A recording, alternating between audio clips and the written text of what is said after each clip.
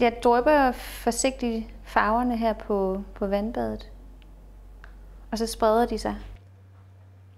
Og så på et tidspunkt, hvor jeg kan se, at der sker noget spændende, så vælger jeg så at fastholde det øjeblik ved at dyppe papiret og samle det op.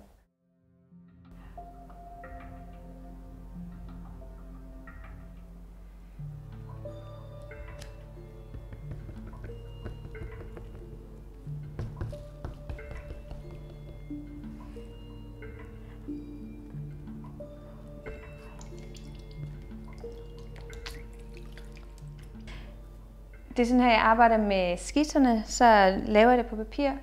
Og når jeg så finder ud af, hvad det er, der virker som på træet, så prøver jeg det så af på træet, og så er det så det træet, jeg dypper ned i det her kar.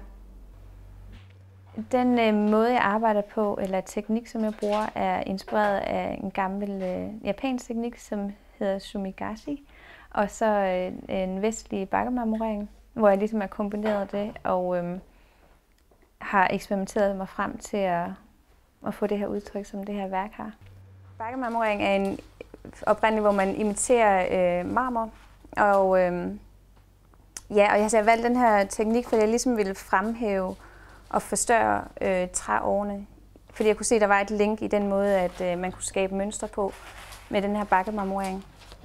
Med den her teknik, der kunne jeg godt have valgt at imitere naturligt træ og ligesom bruge meget de brune farver og arbejde med de her træår.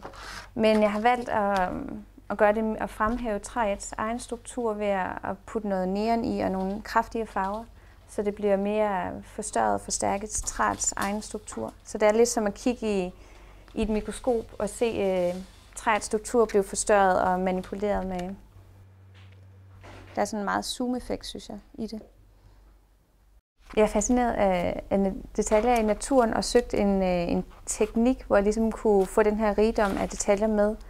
Og det synes jeg kunne i det her bakkemarmorering, hvor der er sådan nogle meget fine detaljer, som jeg ikke kunne lave i hånden. Og så er jeg tiltrukket af den her meget sådan organiske og dynamiske proces, hvor jeg ikke selv har 100% kontrol over det, men meget må gå i dialog med materialet. En del af den fortælling, der ligger i værket, er også den tid, der ligger i at have lavet det, og den tid, der ligger i at marmorere. Og hvert træbræd er ligesom et øjeblik, der ligesom er fanget på den her vandoverfladen, hvor farverne de flyder rundt. Målet i det her værk har været også at forstærke den måde, vi sanser de materialer og de flader, der er i arkitekturen. I projektet der arbejder jeg også med, eller er inspireret af parketgulve og mønstringen og den måde, geometrien, som de bliver lagt ud på. Og det er ligesom om, at dengang så var der også bare en større betydning i gulvet. Det var ikke kun trægulv. Jeg havde 2 måneder på Statens Værksteder, hvor jeg ligesom havde 3 uger med en skitseringsfase, hvor jeg prøvede at finde frem til, hvad var det for en mønstring, jeg gerne ville have, og farverne. Og så havde jeg 4 uger, hvor jeg egentlig lavede sådan cirka 70 kvadratmeter gulv. Min personlige motivation for at lave det her værk og den skala er, at jeg simpelthen bare er nysgerrig, selvom det kunne lade sig gøre.